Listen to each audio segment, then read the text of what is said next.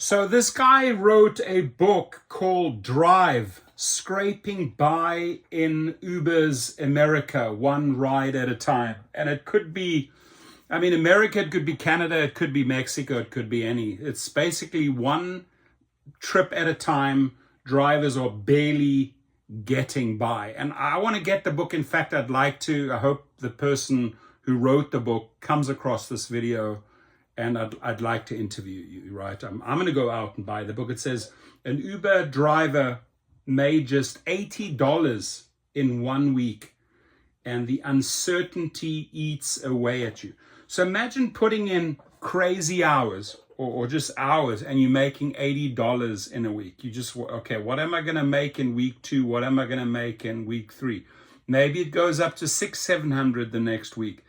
But whether these algorithms are punishing us, or whether there are less and less riders on the platform because they're also sick and tired of paying those astronomical fees, and you know, people are moving across to private drivers, which I show you below how to become a private driver.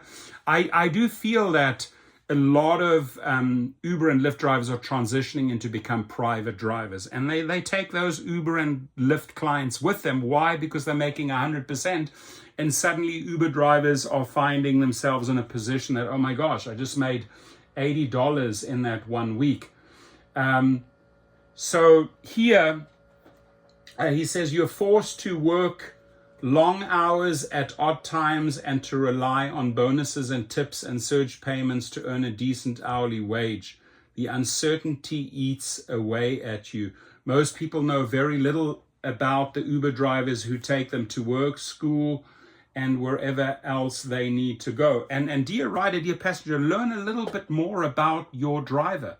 You know, ask them questions like, hey, you know what, let's compare, you know, what you received to what I paid after the trip. Like, start engaging with them, and you'll actually understand our plight, understand why we protest, and understand why we, you know, shut the companies down at airports, because basically at the end of the day, this is what we're fighting for. I mean, you can't rely on making $80 in 1 week, right? So in his new book, Drive, Scraping By in Uber's America, One Ride at a Time, Jonathan Rigsby takes the reader into the driver's seat.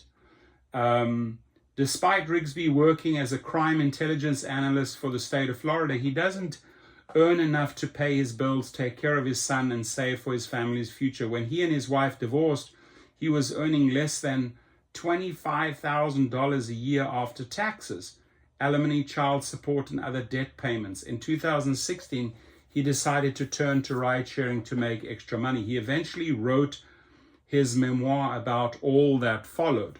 And we need to support him. We need to buy this book. To earn a decent hourly wage, Rigsby told CNBC earlier this month, you're forced to work long hours and odd times to rely on bonuses, tips, and surge payments. He aimed to make $250 a week on the road. That's nothing. I make that in an hour. But this wasn't always possible. After his expenses, he earned just $80 1 week. The uncertainty eats away at you, he said. A spokesman for Uber said compensation for a driver will vary depending on a variety of factors such as local demand.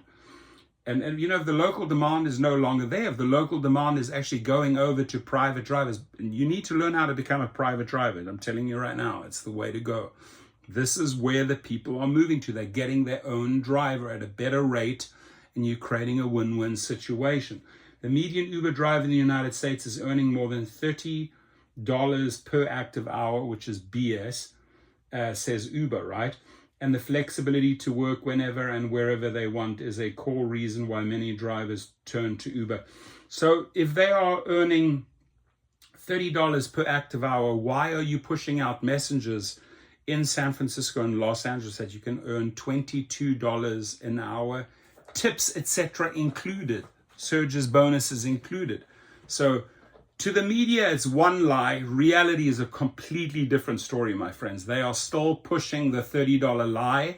They are still pushing the 70% bullshit every single day.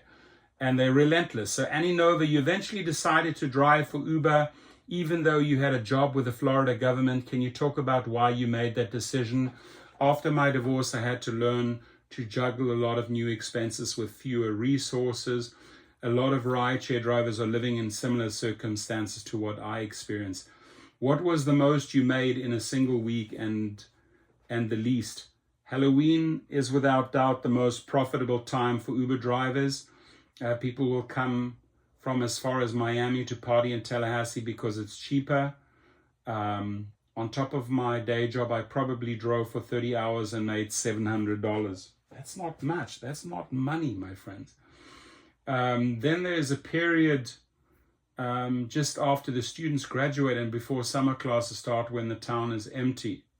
He made $120 a week. I know the cost for a ride a passenger pays doesn't reflect what a driver makes. How does it work? The split between the driver and the company on a given ride can vary a lot.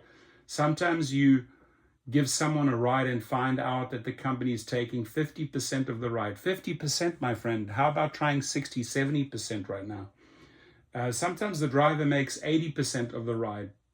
Hardly ever. Hardly ever. Companies have been slowly increasing the average take. First it was 20, then 22, then 24. Even when drivers are making good hourly rates, you're taking on the cost of fuel maintenance and wear and tear. It reduces your earnings by roughly $4 to $5 per hour. No one gets rich except Uber's executives. So that's the closing line. Nobody gets rich except for Uber's executives. And the book, my friends, I'll put the link because it's a long story. There he is. That's his book.